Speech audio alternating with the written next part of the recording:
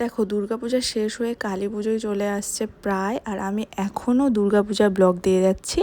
কারণ দুর্গাপূজার সময় আমি এত বিজি ছিলাম, আলিপুরে যাওয়া, শ্বশুরবাড়িতে আসা, এই সব নিয়ে, আর ফ্যামিলির সবাই একসাথে হয়েছিলাম। তো এই 4 দিন কেমন করে চলে গেছে সত্যিই বুঝতে পারিনি। নিমেষের মাথায় ব্লগ বানানোর জন্য যে সময়টুকু বের করব সেটাও বের করতে পারিনি, কিন্তু ভিডিও ক্লিপগুলো যখন নিয়েইছি তো তোমাদের সাথে আমি চাই শেয়ার করতে। হ্যালো সবাইকে, গুড ইভিনিং এভরিওয়ান।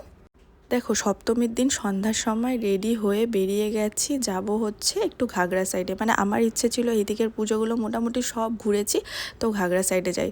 আর যেহেতু সন্ধ্যাবেলায় বেরিয়েছি তো আমি বেরিয়েই সোজা নীলকণ্ঠ ধাবাতে চলে গেছি, আর সেখানে খাওয়া দাওয়া করে চলে এসেছি বেলতলাতে স্বামীজি ক্লাবে, যেখানে থিমটা ছিল সবুজে ঘেরা।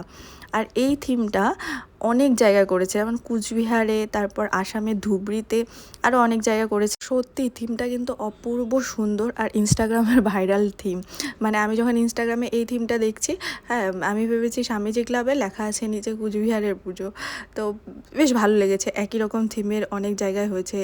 এখান থেকে বেরিয়ে গিয়েছিলাম হচ্ছে নিউ দুর্গাবাড়ি, যেখানের পূজাটা আমার সব সময়ই ভালো লাগে।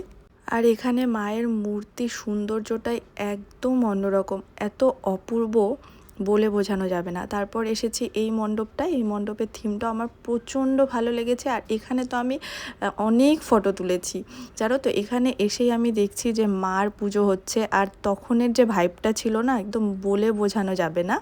অনেকক্ষণ দাঁড়িয়ে মায়ের পুজো দেখে চলে যাচ্ছি বাড়িতে। দেখা হচ্ছে নেক্সট ভিডিওতে। টাটা, বাই, সবাই ভালো থেকো, সুস্থ থেকো।